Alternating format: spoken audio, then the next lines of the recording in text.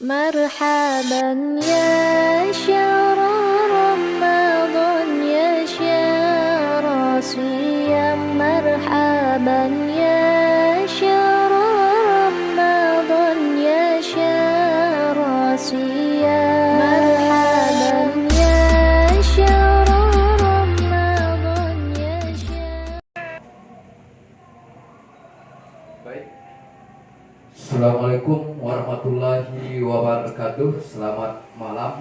Sampai berjumpa kembali bersama saya Yusman Khairul Hadi di acara Tadarus Pikiran yang diselenggarakan oleh Yayasan Insan Cita Selapara. Yang Tadarus Pikiran ini rutin dilakukan seba'da sholat tarawih yang kemarin sudah kita bahas tentang manusia dalam mencari kebenaran, dan pada malam hari ini kita berdiskusi masalah hakikat kemerdekaan manusia. Hakikat kemerdekaan manusia, bahwa seperti apa sih kemerdekaan manusia itu. Sebagaimana kita ketahui bahwa dalam pendapat beberapa banyak orang, ketika kita berada pada satu sistem, maka kemerdekaan itu sungguhnya tidak ada. Ini beberapa pendapat orang yang mengatakan bahwa sebenarnya kemerdekaan itu tidak ada, karena kita hidup di dunia ini penuh dengan berbagai sistem.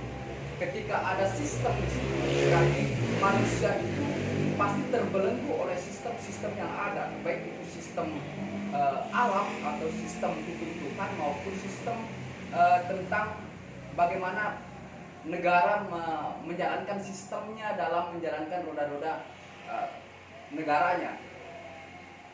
Dan kali ini kita akan bahas seperti apa sih makna kemerdekaan manusia itu sendiri, baik secara individu maupun secara kontekstualnya di dalam tengah-tengah alam dan masyarakat. Dan sudah hadir bersama kita pemateri kita, Muaddibi Aspia. Sehat Bang?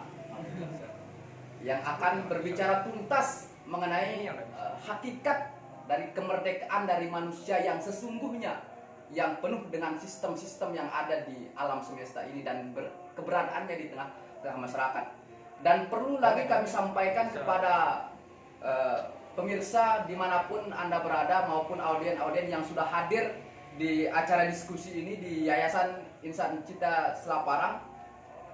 Kita juga live di akun Facebook dan akun YouTube dan akun Instagram Yayasan resmi, akun resmi dari Yayasan Insan Cita ini, untuk pemirsa dimanapun berada bisa mengikuti live di Facebook. Dan ketika ada hal-hal yang ditanyakan terkait penyampaian dari abang kita,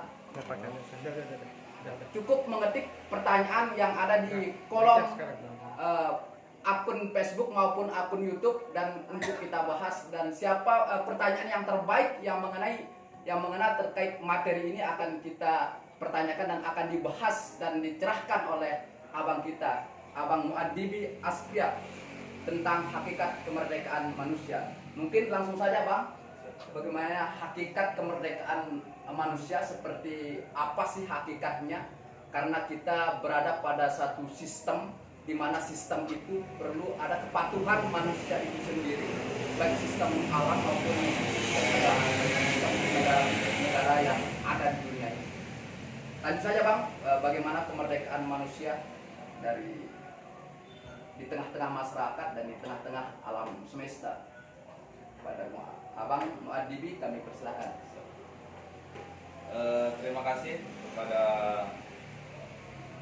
Mas Jusman selaku host pada malam hari ini. Sebelumnya saya ucapkan terima kasih yang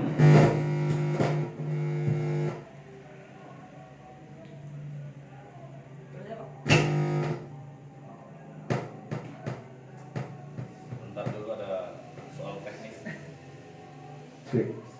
Satu. Jangan terlalu banyak keras.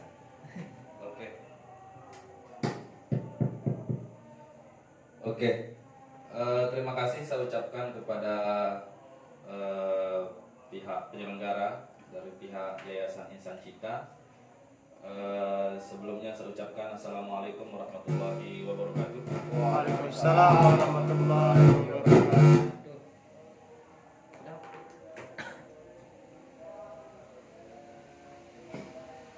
Jadi seperti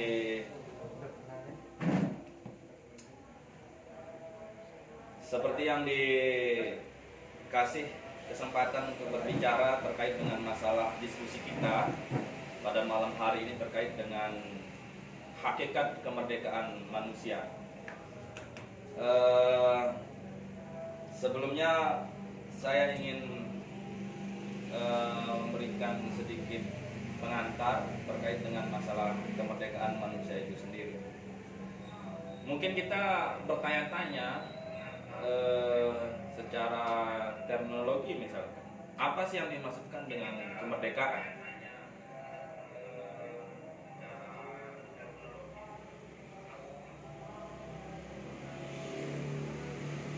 Kita selalu berpikir bahwa kita ini apakah merdeka atau tidak, ya kan? Misalkan contoh-contoh sederhana, misalkan kita ingin minum, kita sudah terikat harus membeli dengan uang. Sebenarnya kalau kita ingin minum dalam arti bahwa kalau kita merdeka atau berbicara makna bebas, kita bebas melakukan apa saja, ya.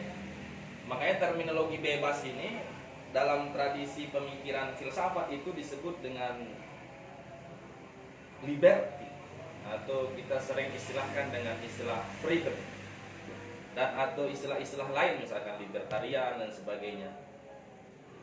Nah, semua para pemikir itu bertanya-tanya, ketika manusia itu apakah merdekanya itu ansih, dia itu murni di dalam dirinya, sudah melekat kebebasan itu, atau kebebasan itu dia ada ikatan-ikatan tertentu sehingga dia tidak bisa bebas. Kalau kita artikan makna bebas itu adalah sebuah apa ya? Bebas itu free. Pokoknya kalau ingin makan ya makan aja gitu. Kalau ingin minum tanpa terikat, tanpa terbebani, ya itu disebut dengan bebas. Tapi pada dasarnya hari ini kita sering lihat bahwa kita ingin makan, beli minum, beli rokok dan sebagainya, kita terikat gitu loh. Kita ada kegelisahan. Kenapa kita harus, misalkan apa ya? Kalau Mas Jusmen misalkan ingin beli rokok, terus nggak ada duit kan? Tapi keinginannya ingin merokok gitu. Tapi Mas Jusmen ini nggak punya duit untuk membeli rokok. Nah disitulah yang harusnya misalkan bebasnya itu adalah bisa kita artikan sebagai bentuk free, misalkan bebas bertindak dan sebagainya, tetapi dia terikat oleh sistem-sistem, ada ekonomi lah, kita harus ada transaksi jual beli. Nah di sini perlu ada diskusi kita sebenarnya apa sih yang dimaksudkan dengan kebebasan itu sendiri. Nah, para pemikir-pemikir apa ya, para filosof itu misalkan kita ngutip pemikirannya, misalkan John Locke misalkan. John Locke itu dia berpikir bahwa pada dasarnya manusia itu adalah baik begitu. Nah, dengan asumsi dasar ini bahwa manusia itu pada dasarnya adalah baik, pada dasarnya adalah baik, sehingga perlunya ada pengaturan supaya jangan sampai ada manusia-manusia yang keluar dari asumsi dasar tentang masalah manusia itu baik gitu. Sehingga perlunya ada pengaturan-pengaturan, sehingga dalam tatanan individu-individu itu harus dikontrol betul bahwa individu ini benar-benar bertingkah laku, bertindak baik. Ada juga misalkan yang mengasumsikan, misalkan Thomas Hobbes misalkan, dia mengatakan bahwa esensi dasar manusia itu adalah buruk. Kebalikannya, karena esensi dasarnya manusia itu adalah buruk, sehingga perlulah ada pengaturan-pengaturan sehingga manusia ini tidak berbuat semena-mena. Makanya misalkan dalam ranah pemerintahan, ranah sosial, perlu ada aturan-aturan sosial atau konsensus yang harus dibangun oleh setiap individu-individu itu, supaya dia tidak mengekspresikan asumsi dasar manusia itu yang pada dasarnya itu adalah buruk. Sehingga perlu misalkan dalam tataran hukum, aturan dan sebagainya itu ada kontrol-kontrol tertentu untuk mengatur individu-individu itu sedemikian rupa supaya dia benar-benar tercapai tujuannya, yaitu bahwa menciptakan atau menjaga kebebasan dalam setiap individu itu sendiri.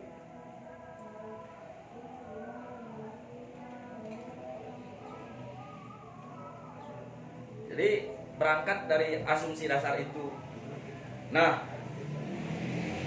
ketika kita bicara tentang masalah misalkan liberal, liberty, kita misalkan ada salah satu doktrin pemikiran, doktrin politik misalkan ada mengasumsikan ada istilahnya adalah liberalism. Kalau kita bicara liberalism misalkan paham tentang kebebasan, ya kan? Jadi bebas itu adalah bebas dari, ya. Misalkan dalam konteks penjajahan nih, ya kan? Misalkan kondisi kita hari ini kita terjebak dalam arus kolonialisme, dalam kondisi terjajah.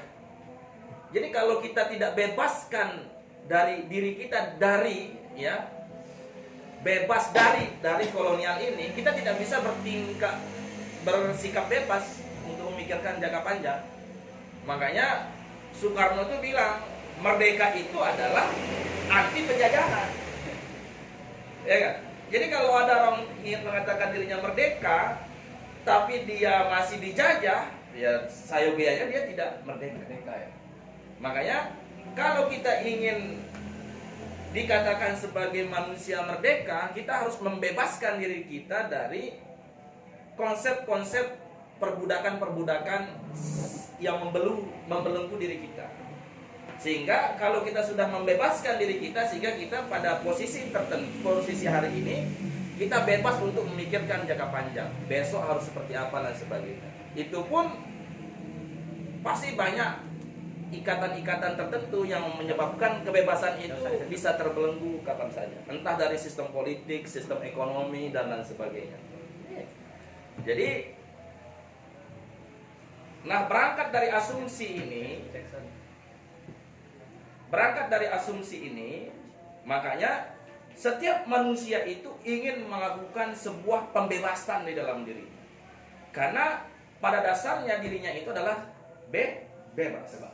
Sehingga dalam tatanan sosial misalkan, dalam proses evolusi manusia, ketika kita bicara bebas misalkan, ketika kita bicara tentang liberty, liberalism atau libertarian, kita pasti dalam benak kita itu mengingat peristiwa revolusi Perancis misalnya. Kita mengingat revolusi Amerika misalkan.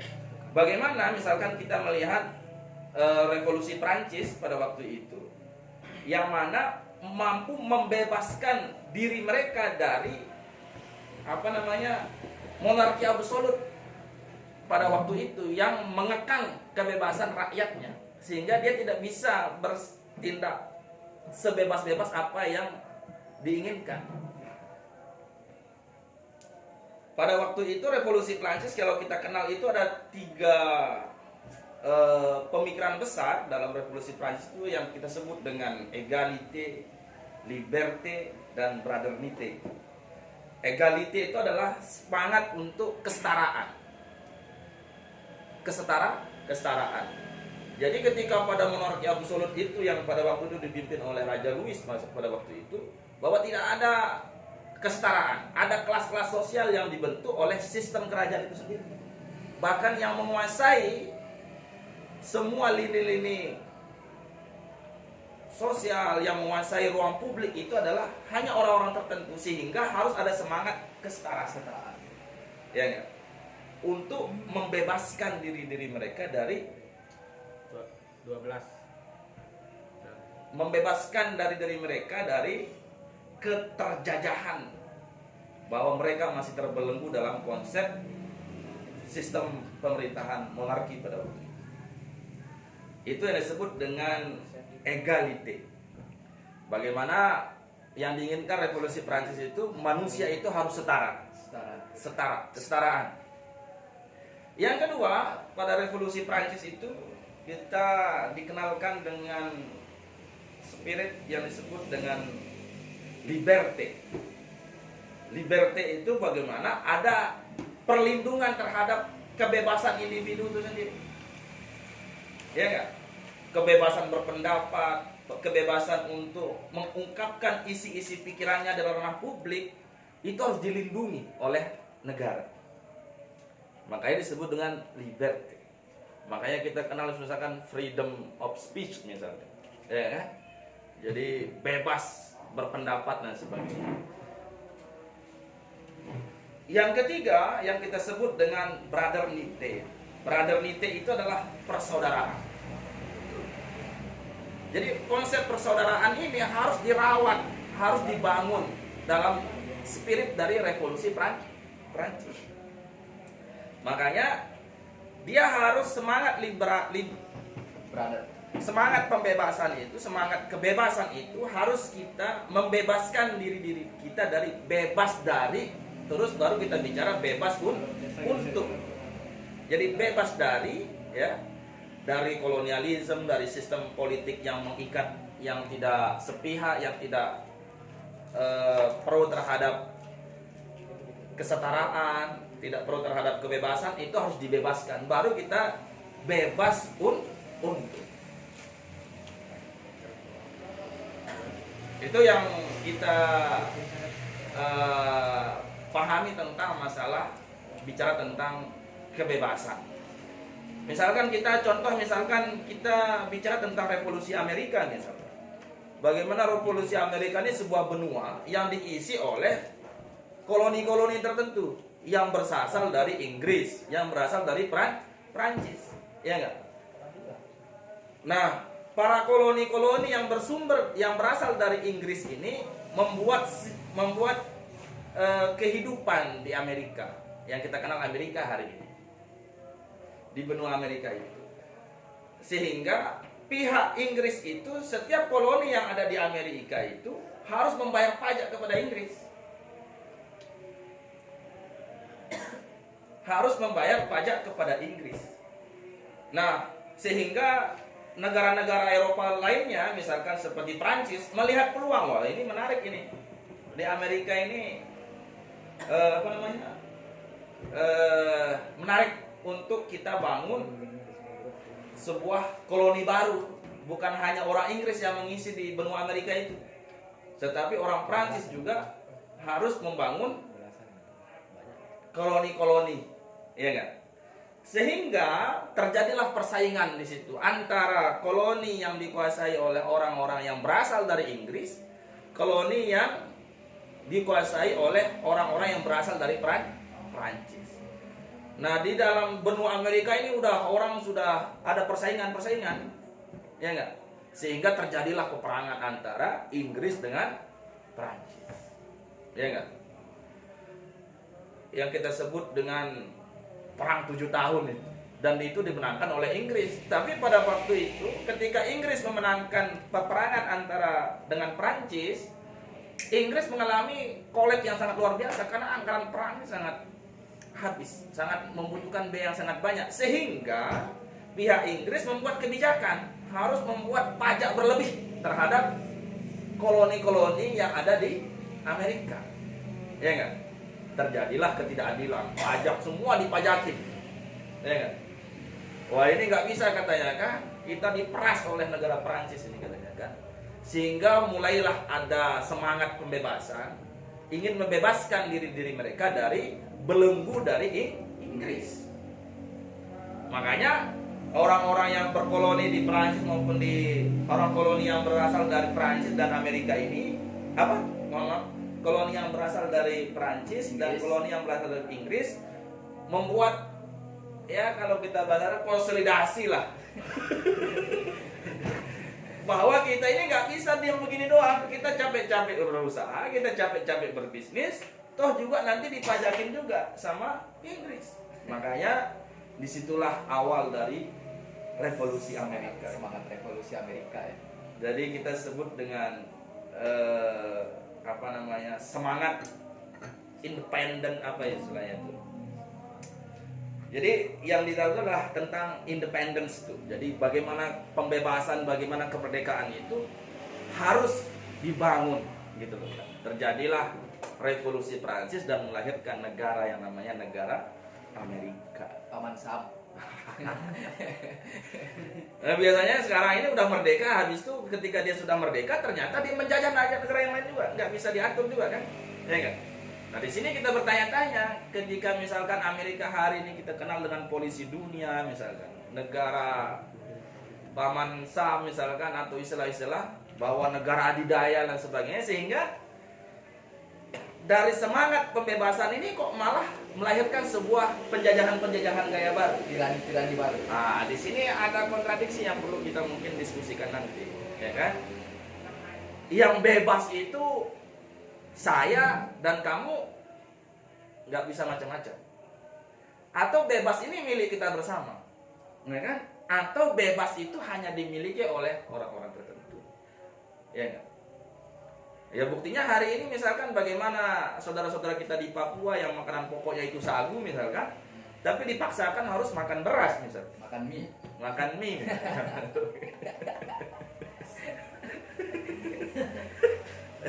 Jadi sehingga itulah menjadi pertanyaan besar, lahirlah gerakan-gerakan liberal misalnya. Dalam Islam misalkan ada istilahnya Islam liberal. Jadi ketika kita mendengar istilah-istilah liberal,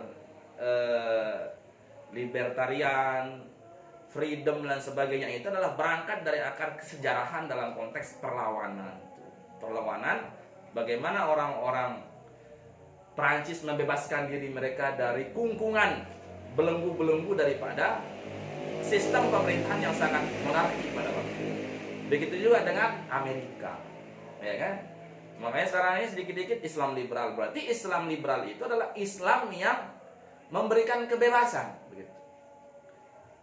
Tapi kan biasanya kan konotasinya sangat negatif nih, Islam liberal, ya kan, dan sebagainya. Nah, nanti kita mungkin ada tema-tema khusus tentang bahas tentang masalah Islam liberal. Nah, terus yang menjadi pertanyaan kita selanjutnya adalah, apakah kemerdekaan itu masih ada hari ini? Ya kan?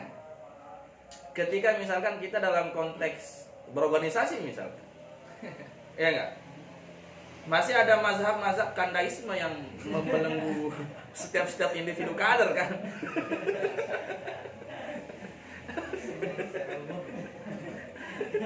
Dan berpotensi pelaku-pelaku ya. Jadi kita biasanya itu dikasih, wah, kamu harus berpikir bebas, ya kan? Tetapi ketika kita itu berbuat salah, ya kan, kita dibungkam atas nama kita berbuat salah, ya kan? Ya enggak? Kan poinnya itu bukan dia salah atau benar, tapi poinnya dia memiliki kebebasan atau tidak. Ya enggak? Kan ini kan asumsinya kan harus kita, misalkan begini, kamu itu tidak boleh melakukan ABC karena kamu kalau melakukan ABC kamu salah, ya kan? Ya enggak? Karena atas nama orang lain itu salah, kita membatasi kehendak mereka. Ya enggak? Nanti kita akan bahas, mungkin nanti saya akan bahas salah satu pemikiran tokoh nanti antara tokoh barat tentang konsep kebebasan ini, dan tokoh timur misalkan nanti kita akan bahas tentang John Stuart Mill namanya, yang punya buku tentang On Liberty, ya. Terus nanti kita akan bahas mungkin komparasi antara tradisi pemikiran barat dengan tradisi pemikiran timur. Kita akan bahas tentang Ibnu Arabi. Lalu nanti di Indonesia kita akan bahas tentang konsep Cak Nur tentang kebebasan individu dan keharusan universal itu. Ngopi dulu lah ya. Ngopi dulu, ngerokok dulu. Jadi saya ini agak-agak tegang di depan kamera. Saya takutkan bahwa diskusi ini merampas kebebasan saya, ya kan? Sebatang dulu, Bang. Hah? Ini Sebatang dulu. sebatang dulu, Bro. Ini kan diskusi ilmiah, Ya, diskusi santai. akademis. Jadi kalau diskusi akademis itu bebas, tidak ada sistem yang mengikat tentang pembicaraan kita malam hari ini. Tapi pengetahuan juga membatasi ruang gerak kita.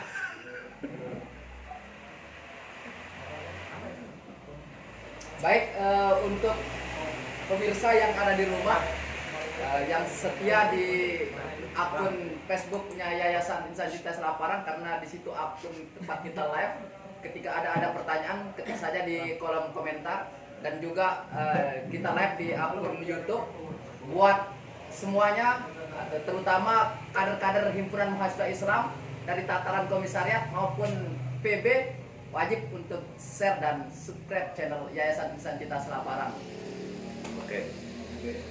Saya lanjut sedikit. Jadi saya kira itulah pengantar terkait dengan masalah tadi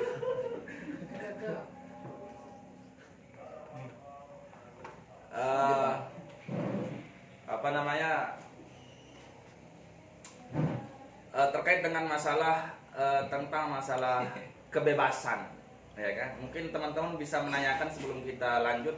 Saya dikasih waktu berapa menit ini saya nggak tahu. Masih tinggal 5 menit, Pak. Nah, kita kembali itu masih kita bicara kebebasan dalam kerangka proses kesejarahan yang ada di Eropa. Misalkan kita ngambil spirit kebebasan di hasil revolusi Prancis, semangat dari revolusi Amerika. Nah, makanya Bung Karno juga ketika mengatakan bahwa istilah merdeka itu adalah, saya katakan di awal tadi, merdeka itu adalah tidak terjajah, ya kan? Selama kita masih terjajah berarti kita tidak merdeka. Makanya semangat kebebasan itu harus ditanamkan dalam setiap individu, setiap warga negara, ya kan? Supaya itu menjadi semangat mereka untuk membebaskan diri-diri mereka dari keterjajahan itu. Makanya kebebasan itu adalah bagi Soekarno adalah yang diistilahkan sebagai pintu gerbang, ya kan? Jadi sebagai jalan untuk membangun sebuah peradaban. Jadi bagi Soekarno itu kebebasan itu adalah bukan tujuan, tapi kebebasan itu adalah alat. Ya, itu yang harus kita perhatikan. Karena banyak orang mengatakan dalam DNA kita itu atas nama kebebasan kita melakukan apa saja.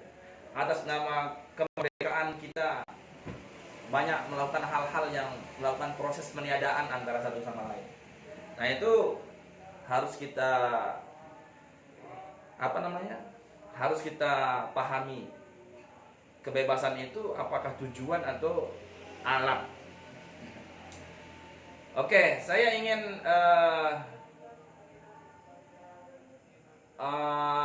mengutip sekilas tentang pemikiran daripada Mill. Misalnya John Stuart Mill ini punya buku yang judulnya On Liberty.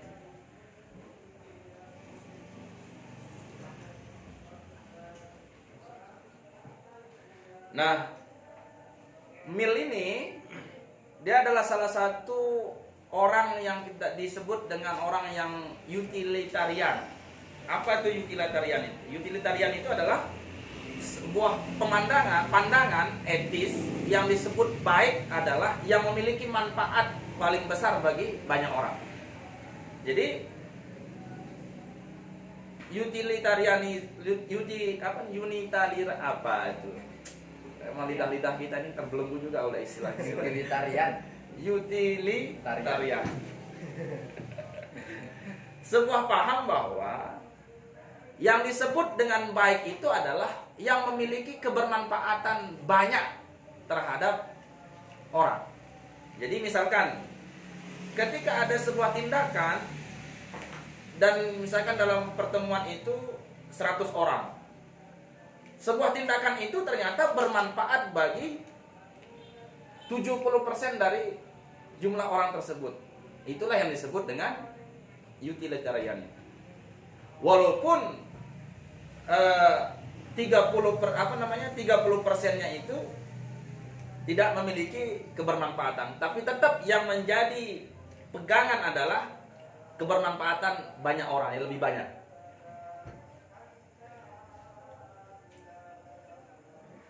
Nah, itu salah satu sosok daripada Mill ya.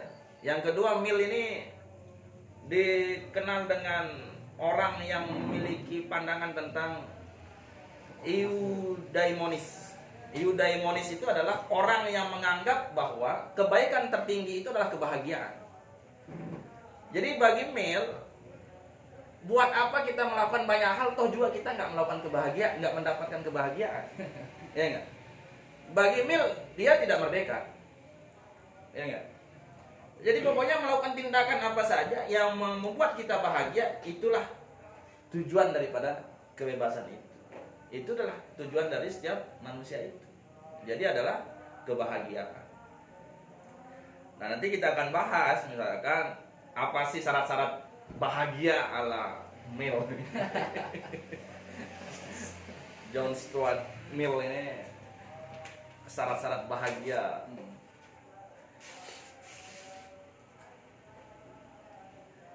Nah, bagi Mill, kalau orang itu ingin bahagia, dia harus memenuhi beberapa hal. Yang pertama, yang kita sebut dengan sense of dignity, yang disebut dengan harga diri. Jadi kalau manusia itu tidak memiliki harga diri, ya kan, berarti dia tidak merdeka, ya kan? Dia tidak memiliki kebebasan, karena dirinya aja nggak punya harga tuh, ya nggak? Makanya biasanya itu ada konsep harga diri, bahwa kita itu kalau harga diri dilawan, berarti dia itu tidak pasti, dia tidak menemukan kebahagiaan. Misalkan kita orang Lombok itu konsep harga diri kita itu misalkan apa ya? Kalau di Lombok itu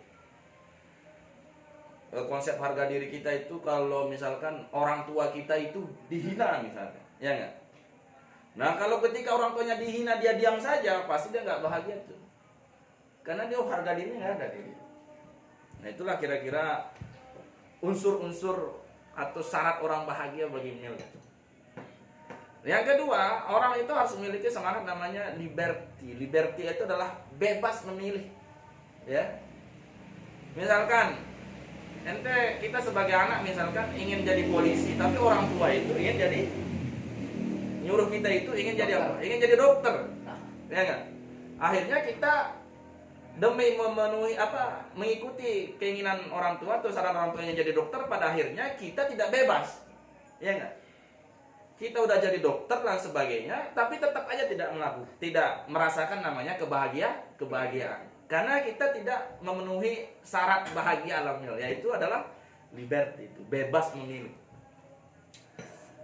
Yang ketiga, yang disebut dengan security itu rasa aman, ya.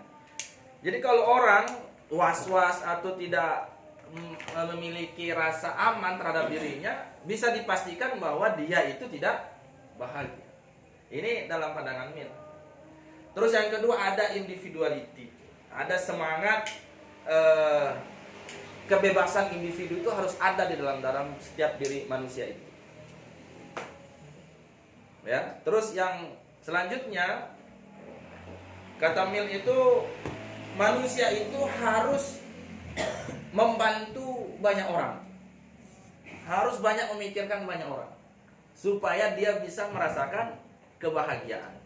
Karena bagi Mill itu kebebasan itu adalah ketika mencapai titik puncaknya itu adalah kebahagiaan. Jadi nanti kita bertanya-tanya dalam diri kita kan, apakah kita hari ini misalkan, ya enggak, kita puasa aja masih diatur harus makan kurma kan? Harus makan yang manis-manis ya. Yang manis-manis. Ya bagi Mill itu tidak bahagia kita pasti, karena kita dituntut harus beli kan? Iya enggak? Termakan iklan Marjan.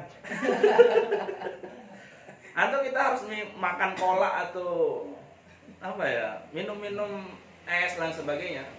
Misalkan kalau kita jalan di sepanjang jalan, misalkan ketika menjelang buka puasa itu, kalau banyak kan orang jual es campur dan sebagainya, padahal kita tidak punya keinginan untuk membeli itu, ya enggak? Tetapi kita seolah-olah terpaksa tuh. Nanti habis kenyang baru nyesal kan? Oh, uang saya habis. Nah, bagi Mil itu tidak bahagia dia pasti. Tidak bahagia dia.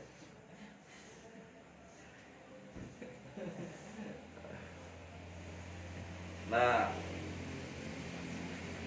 makanya Mil itu mengatakan bahwa tujuan hidup itu adalah kebahagiaan. Jadi hakikat kemerdekaan manusia, kebebasan manusia bagi Mil itu adalah kebahagiaan. Karenanya kebahagiaan adalah tujuan hidup dari setiap individu. Ya, nanti kalau pacaran itu belum bahagia, nggak bisa bahagia, ya putusin aja kan. Ngapain pacaran? Kau juga nggak bikin bahagia. Pacaran merenggut kebahagiaan percuma. Ya ini, apa namanya? Biar kita nggak tegang lah.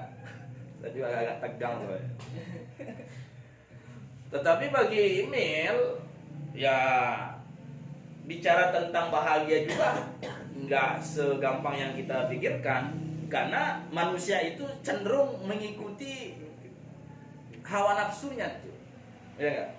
Cenderung mengikuti hawa nafsunya. Misalkan, ketika kita dituduh salah itu pasti banyak rasionalisasi, ya nggak? Lebih dulu, misalkan kita ini ahli atau apa misalkan, wah ini pendapat saya ini berdasarkan Al-Quran dan hadis begitu kan, ya nggak? Jadi dalilnya itu di belakang bukan di depan, ya nggak?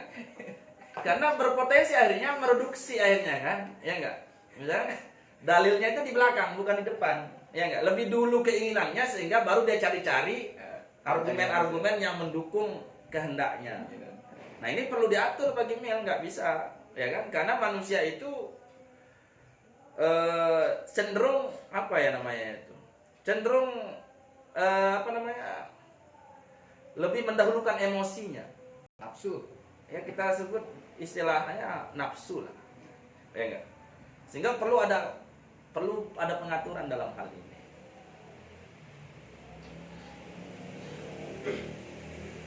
Sehingga dengan alasan-alasan itu, sehingga perlulah kita harus mengatur, kata Mil itu, atau membuat memerlukan sebuah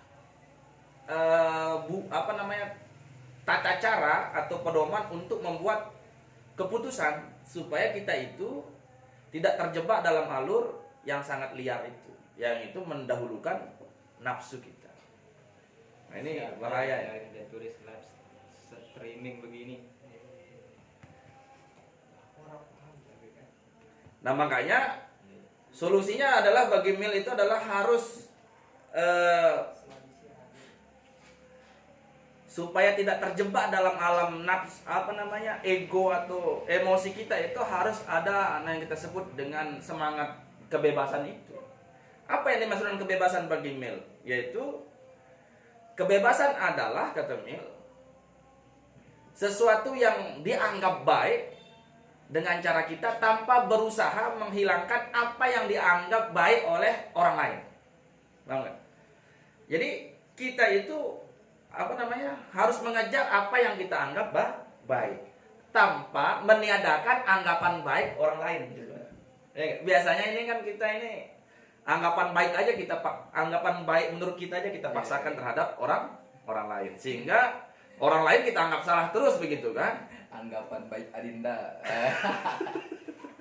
Nah ini yang menurut Mil itu mengganggu kebebasan juga. Makanya banyak kita banyak kita mengatasnamakan kebebasan, tapi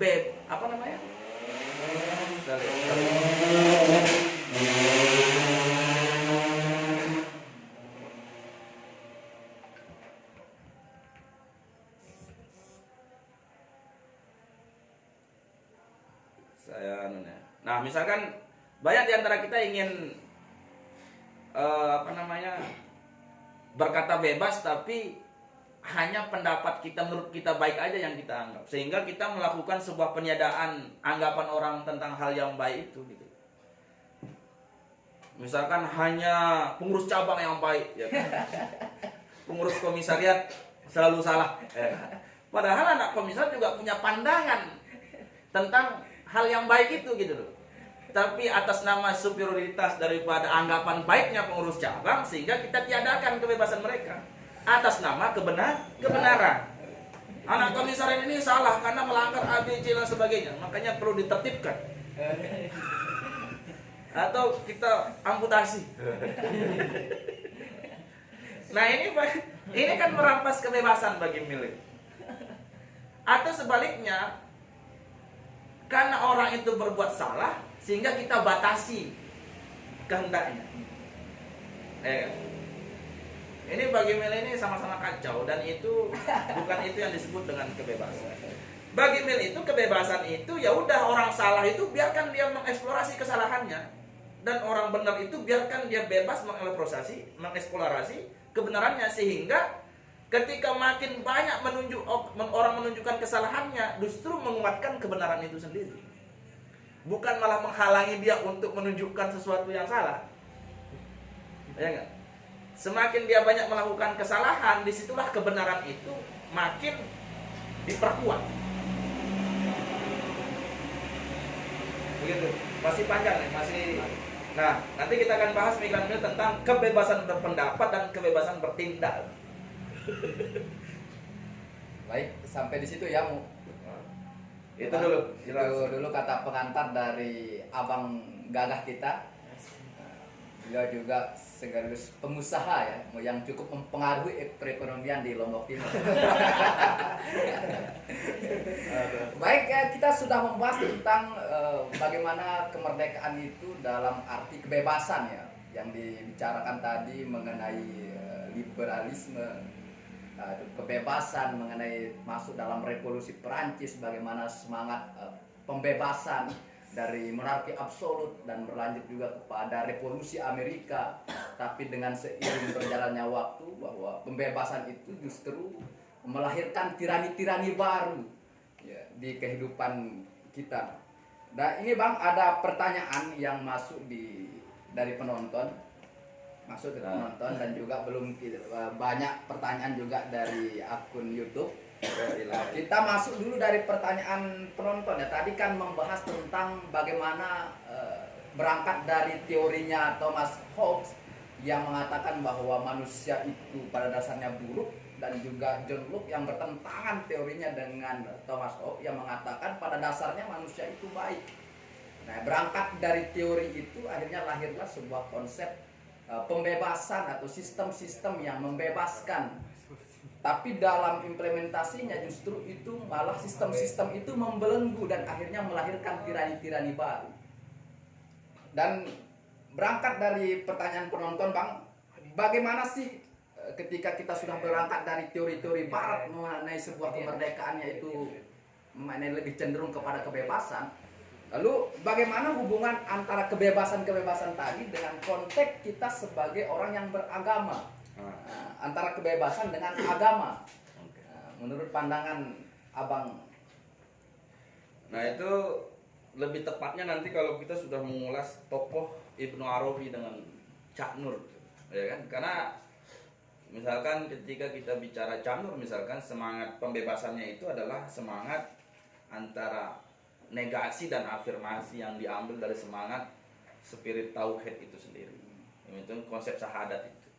Jadi nanti kalau dalam pandangan Islam itu misalkan Ibnu Arabi punya konsep tentang fitrah manusia, Cak Nur juga memiliki tentang konsep fitrah manusia. Ibnu Arabi punya konsep namanya insan kamil, manusia sempurna. Manusia sempurna itu yang dimaksudkan seperti apa, ya kan?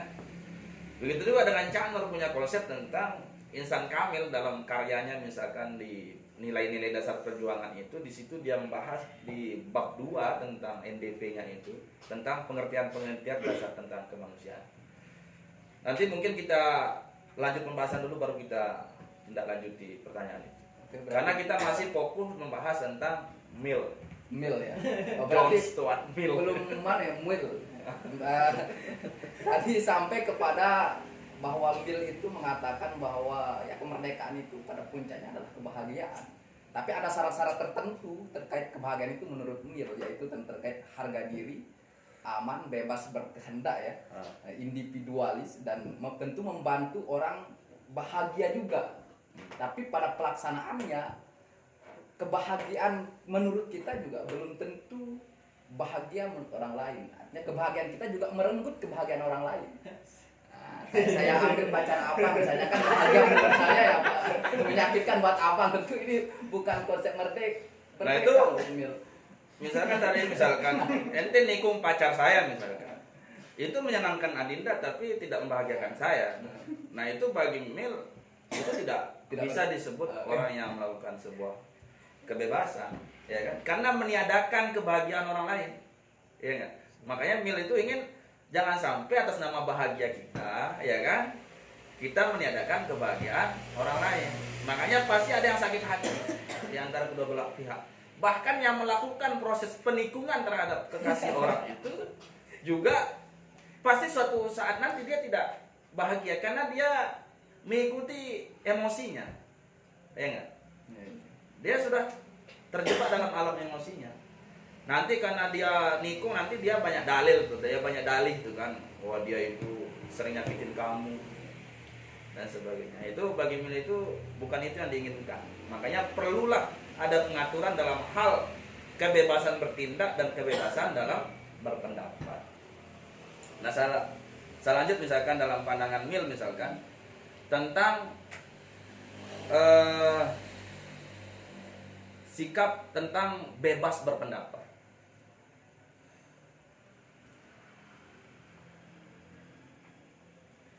Nah, tesis pertama, Mil mengatakan bahwa kebebasan berpendapat meningkatkan kemungkinan kebenaran dan kebenaran akan membuat kita bebas. Saya ulangi lagi. Tesis pertamanya Mil mengatakan bahwa kebebasan berpendapat meningkatkan kemungkinan kebenaran dan kebenaran akan membuat kita bebas. Jangan sampai atas nama banyak orang atas nama mayoritas kita melakukan sebuah kesepakatan tentang pendapat tertentu sehingga kita meniadakan orang lain. Makanya kalau dilakukan begini, misalkan kalau setiap orang memiliki pandangan sama dan satu orang yang berbeda, maka yang satu itu tidak boleh dibungkam. Karena kalau satu orang memiliki kekuatan, dia boleh membungkam semua orang itu. Paham? Apa maksudnya? Paham. Sehingga syaratnya adalah tanpa memandang bulu banyak orang atau sedikit orang yang berpendapat itu. Jadi pendapatnya itu harus dia bebas eksplorasi. Ya enggak? Karena nanti pasti ada titik temunya adalah kebenaran itu. Dan kebenaran itu bisa membuat orang bahagia. Itu biasa kita sebagai merasa lebih tua atau lebih dulu sarjana dan sebagainya, biasa anak-anak baru belajar dan sebagainya itu kita sangat batasi. Ya kan? Dia berpendapat sedikit salah karena kamu melanggar kaidah teorinya ini kamu salah. Ya. Sehingga dia nggak berani bertanya sama kita. Ya enggak? Dan itu melanggar kebebasan. Berarti dia itu adalah orang yang anti kritik pasti itu. Ya enggak? Atau ketika kita dianggap anti kritik, tapi ketika kita minta dia mengkritik kita, dia diem, ya kan? Makanya nanti pasti digibah-gibah kita itu, difitnah-fitnah dan sebagainya itu. Karena dia pasti ada masalah dalam kebebasan. Atau pada dasarnya manusia itu anti kritik ya? Apa? Pada dasarnya manusia anti kritik ya?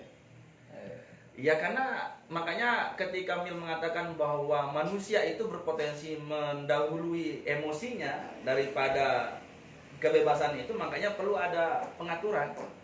Ya enggak? Perlu ada semangat itu.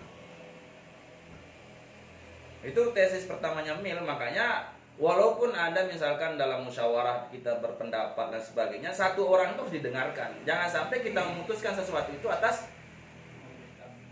mayoritas. Itu pasti nggak adil itu dalam pandangannya Mil. Bisa dipahami nggak? Lanjut dulu Bang. Gimana sahabat virtual? Oke, sahabat virtual yang melantunkan yang ada pertanyaan dari hatinya tentang bagaimana konsep kemerdekaan, bisa ketik di kolom komentar atau kita bacakan dulu pertanyaan dari penonton atau kita lanjut dulu. Saya lanjut dulu. Lanjut dulu ya.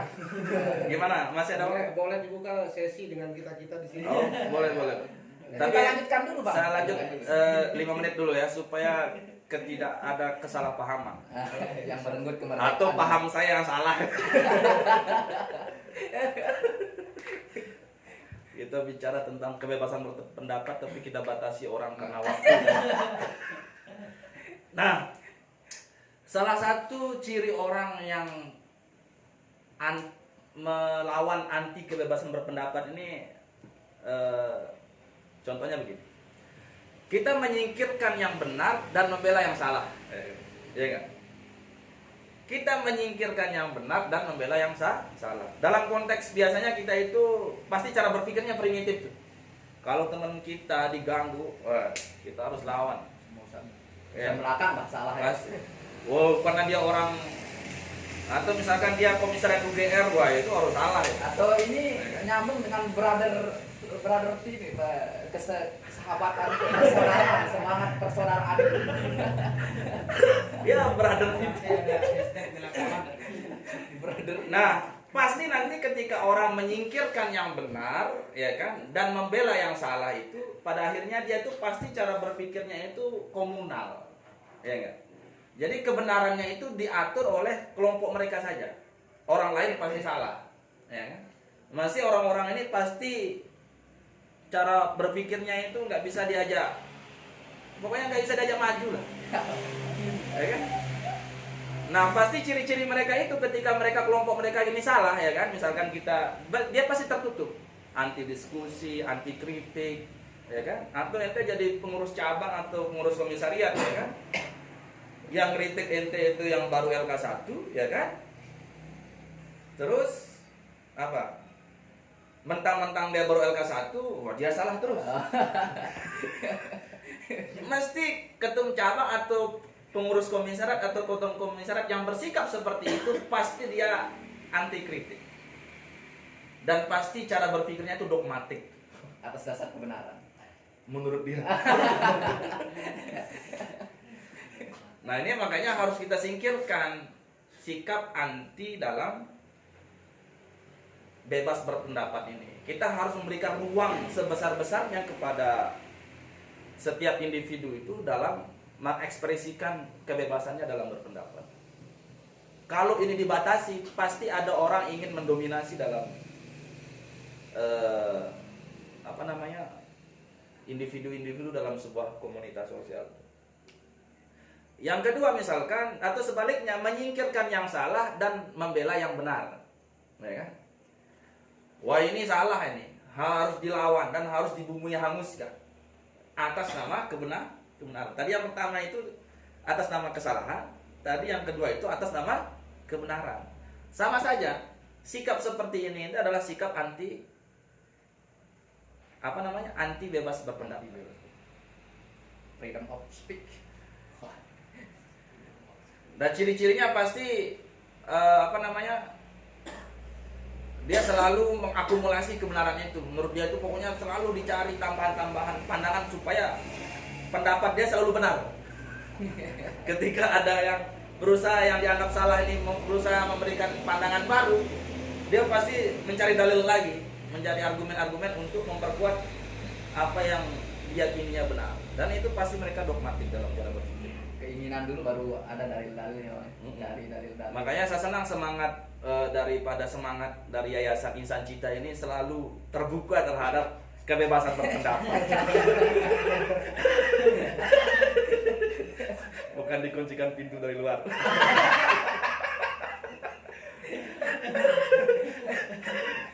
Jadi ya kan? Nah, tadi kebebasan berpendapat. Jadi kebebasan bertindak juga harus dilindungi kata Milton. Jadi kebebasan berpendapat, kebebasan bertindak juga harus dilindungi. Contohnya kebebasan bertindak kata Mil itu adalah pasti meningkatkan kebahagiaan dan kesejahteraan orang. Karena dia melakukan sesuatu itu atas kehendak bebasnya. Ya kan? Terus kebebasan bertindak itu kata Mil pasti meningkatkan perkembangan sosial, politik dan ekonomi. Ya kan? Misalkan kita ini sebagai adinda misalkan, ketika ada senior kita ini punya apa namanya? Atau apa namanya? Kandaisme lah kita sebut. Punya peran yang sangat besar misalkan dalam salah satu ruang publik, pasti ketika kita dibatasi untuk masuk di dalam itu pasti akan melemahkan ekonomi kita, Pak. Pasti melemahkan ekonomi. Karena kita dibatasi dalam bertindak, ya kan? Ya kan? Dan pasti rokok kita tembakau terus. Kalau kita ngerokok ya kalau nggak dikasih yang ngutang. Karena ada kebebasan bertindak yang dibatasi oleh semangat-semangat ya kandaisme ini. Ya. Makanya kalau ingin HMI ini besar dan sebagainya, kebebasan dalam berpendapat dan bertindak itu harus menjadi semangat kita dalam apa namanya? Dalam menjalankan roda-roda organisasi kita. Saya kira itu dulu. Tentu yang tidak keluar dari aturan main organisasi ya. Nanti kita bicara tentang konsep kebebasan dalam pandangan Islam. Kita ngutip tokoh Ibnu Arabi Ya, dan di Cak Nur Lodawat. sesi lain lah Bang ya, sesi lain tentang konsep kemerdekaan menurut pandangan Islam. Baik, sekali lagi kami umumkan bagi penonton setia diskusi tadarus pikiran ini, untuk ketika ada hal-hal yang menjanggal terkait penyampaian pemateri bisa mengetik pertanyaannya di kolom komentar ya di Facebook. Bang, ada yang masuk di pertanyaan kali ini juga. Oh, banyak dari sekali pertanyaan. saya. Ini ribuan pertanyaan dari mana yang berkaitan tentang penyampaian Abang tadi. Nah, ini pertanyaan ini mengaitkan tentang demokrasi kita hari ini. Kalau ada yang nanya wajib saya jawab gitu. Oh, aja.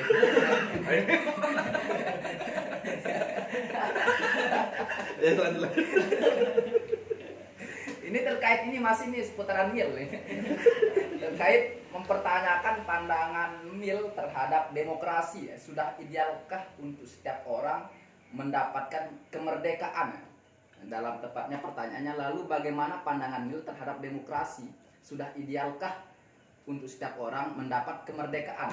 Ini pertanyaan dari salah satu penonton setia juga. Nah, ini menarik ini. Bagaimana dalam situasi hari ini kalau kita berkaca dalam pandangan idealnya Mil, bagaimana merawat sebuah kebebasan? Misalkan kita dalam konteks sistem demokrasi. Sistem demokrasi kita ini, kita selalu setiap dalam kontestasi politik itu, setiap individu itu tidak bebas. Dalam aturan idealnya dia bebas dipilih dan bebas untuk memilih, ya kan? Tetapi kenyataannya yang orang yang memiliki duit lah yang memiliki kesempatan. Orang yang memiliki kedekatan tertentu lah yang memiliki kesempatan. Sehingga kita kita tidak memiliki bebas dipilih, tapi kita hanya diberikan kebebasan untuk memilih. Pilihan-pilihan itu kita ditentukan, ya kan? Ya kan? Pilihan-pilihan itu kita ditentukan. Macam ada menu Bang ya. Jadi ya dalam keadaan itu menunya itu sudah tersedia. Misalkan kita masuk di sebuah restoran ya kan, kita kehendak inginan kebebasan kita itu mengatakan ingin makan ayam taliwang, tetapi yang disediakan dalam menu itu hanya soto, Ayam kampus, ayam beda lagi ya. yang disediakan itu apa namanya itu? Soto, terus beberuk, pelecing, ayam taliwangnya nggak ada.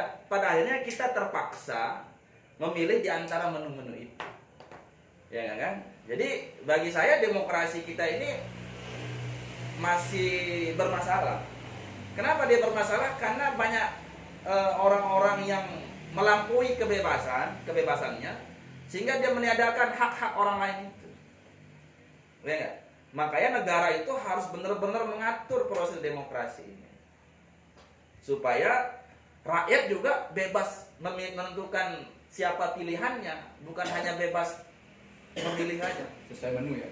Bebas milih Dan ini berpengaruh juga dalam konteks kita berorganisasi. Misalkan kandidat ketum cabang misalkan, ya kan? Kita sudah disediakan anak komisaris ini menunya A, B, C, D, ya kan? Si A, si B, si C, ya kan? Anak komisaris baru tahu dia pas pleno 3 aja dia muncul kan? Ya enggak? Terus tiba-tiba kepilih. Nah, ini salah satu bermasalah dalam demokrasi. Makanya saya ketika dapat tema tentang kebebasan ini, saya masih bertanya ini mitos atau enggak kita bicara. Atau kebebasan itu hanya ada di ruang-ruang diskusi saja ya. Makanya solusi konkretnya adalah mari kita ada semangat bukan liberalisme ya, tapi semangat bebas itu harus tertanam dalam hidup. Jadi bukan hanya bebas karena dia salah atau bebas dia karena benar. Setiap individu itu memiliki hak yang sama. Jadi demokrasi kita ini masih bermasalah lah menurut saya. Belum lagi kita bicara bagaimana oligarki ini. Bagi abang atau idealnya menurut Mil bermasalah ya? Apa? Menurut abang? Menurut kalau kita berkaca dari Mil, misalkan harus ada kebebasan berpendapat, harus ada kebebasan bertindak, ya kan? Terus manusia itu harus memiliki kebahagiaan, ya kan? Ya enggak? Kan itu jadi yang ingin katakan Mil itu, bahwa kebebasan itu harus menuju kepada kebenaran, ya kan? Karena kebenaran itu pasti orang akan merasakan kebahagiaan itu. Biasanya kan kita habis nyoblos, kita udah tengkar dengan tetangga kan? Ya enggak? Karena kita beda pilihan kita pun sudah diatur sedemikian rupa. Jadi makanya kita harus rangkul ketidakbahagiaan itu supaya kita nyaman dalam situasi itu. Berarti ya sistemnya yang bermasalah bang ya? Bukan sistemnya, manusianya yang bermasalah. Kan sistem ini dibuat oleh manusia. Saya kira itu mungkin. Ada lagi? Oke, itu dari semoga saudara penanya tercerahkan ya. Mungkin ada penonton yang setia dari YIC untuk bertanya, untuk kami persilahkan. Silahkan. Ya, saya ingin bertanya dengan apa yang disampaikan oleh Mil tadi tentang Lagi-lagi Mil ya. bagaimana Menarik Mil. jadi orang baru dianggap merdeka itu ketika dia bahagia.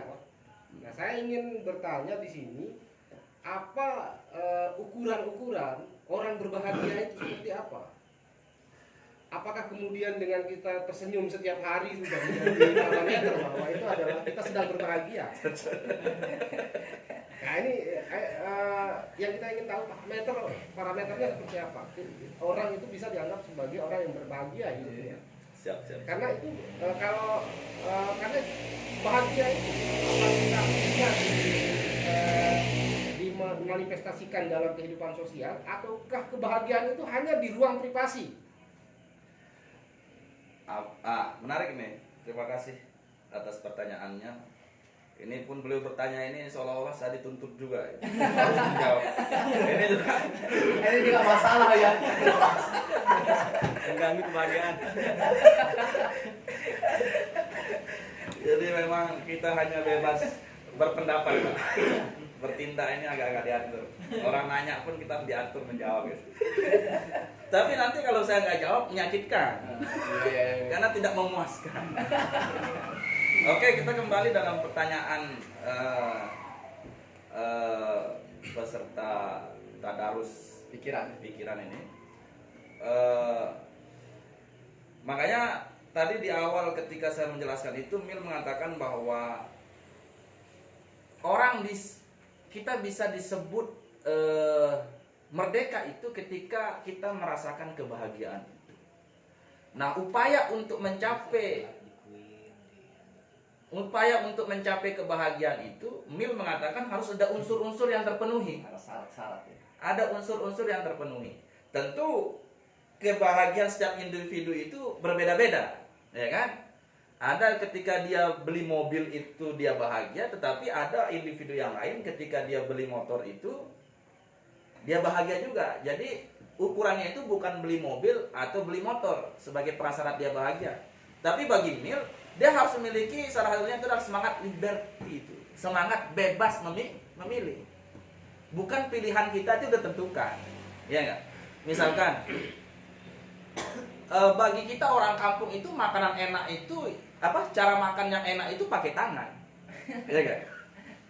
Tetapi ketika kita masuk hotel, makan di restoran, kita dituntut untuk makan pakai garpu. Kalau saya sudah di kampung sudah makan pakai sumpit. Sudah modern, sudah bahagia anak Cina ya. Jadi itulah yang dikatakan Milton. Tentu konsep bahagia individu itu berbeda-beda. Makanya pertanyaan yang perlu kita itu definisi bahagianya setiap individu ini tergantung bangunan daripada pengetahuannya tentang bahagia itu. Apakah dia otentik atau tidak? Ada orang bahagia, merasa bahagia, tapi itu tidak otentik dalam dirinya. Ya enggak? Misalkan orang kampung dituntut untuk berpakaian seminimalis mungkin misalkan. Ya enggak? Atau you can see lah. Ente bisa lihat apa saja dalam diri saya. You can see. Menonjol dan sebagainya. Makanya itu ada masalah juga. Ternyata dari balik kebahagiaan yang diinginkan oleh Mill itu ternyata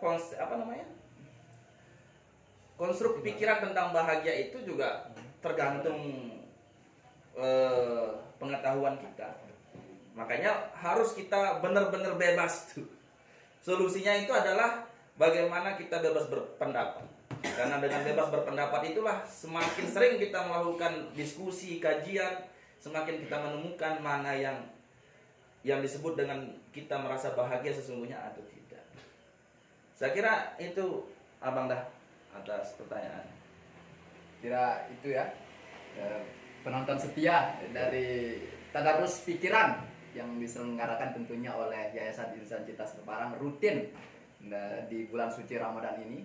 Ketika orang banyak di samping kita banyak membaca teks-teks Al-Quran, juga kita mengkaji ya esensi-esensi yang ada di dalam Al-Quran itu. Baik Bang, kita berakhir pada di akhir acara mungkin closing statement dari terkait dengan hakikat kemerdekaan manusia ini, dan juga sekaligus pesan-pesan moralnya terhadap penonton setia kita juga. Meskipun kita dalam perlu dipertanyakan, tapi minimal kita bisa mencerahkan. Oke, karena kita ada keterbatasan waktu, mungkin kita akhiri kajian kita. Tapi sebelum kita akhiri, saya ada sedikit kesimpulan bahwa lewat kajian ini semangat daripada kebebasan itu harus tertanam dalam diri kita. Karena hanya itu yang melekat dalam setiap individu manusia itu sudah sudah tanpa dia minta pun dia sudah memiliki kebebasan itu, ya kan? Tinggal bagaimana dengan semangat kebebasan itu kita tanamkan dalam setiap kita bersosial, bermasyarakat, bahkan dalam ranah-ranah organisasi pun kita harus menanamkan semangat kebebasan itu. Nah, tentu perdebatan tentang kebebasan ini bicara tentang kebebasan tadi tentu banyak faktor. Definisi tentang kebebasan itu banyak hal. Tapi pada poinnya adalah harus keluar dari belenggu-belenggu yang mengikat kita sehingga kita tidak bisa menikmati kebebasan itu. Terakhir saya ingin sampaikan, saya mohon maaf yang sebesar-besarnya karena keterbatasan saya, mungkin ada pengetahuan saya yang terbatas. Saya mohon maaf. Jangan sampai karena keterbatasan saya sehingga saya dihalangi untuk mengisi materi.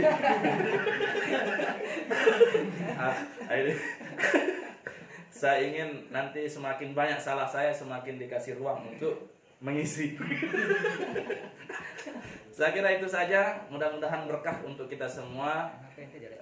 Billahi taufiq wal hidayah. Assalamualaikum warahmatullahi wabarakatuh. Waalaikumsalam warahmatullahi wabarakatuh. Tidak terasa ya selama 1 jam kita menemani Anda penonton setia YIC, Yayasan Insan Cita Semarang, yang pada intinya adalah semangat kebebasan itu harus tertanam pada diri kita menurut kekanda pemateri kita. Dan besok malam rutin kita lakukan, dan besok malam tema kita pada 6 Ramadan 1443 Hijriah untuk mengisi ba'da tarawih kita.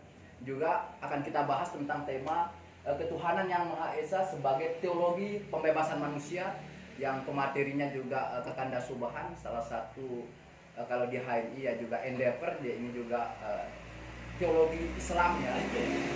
Dan juga di samping itu juga pengusaha yang cukup mempengaruhi lah perekonomian Lombok Timur pada khususnya. Baik itu saja Bang, terima kasih atas kehadirannya dan sudah meluangkan waktunya di sela-sela kesibukannya untuk hadir di acara Tadarus Pikiran ini. Terima kasih juga atas pikirannya. Salah dan benar Anda yang tentukan. Kami Jusman Hairul Hadid dan materi Muaddibi Asfia, kami undur diri dari hadapan Anda. Assalamualaikum warahmatullahi wabarakatuh. Oke, terima kasih. Oke.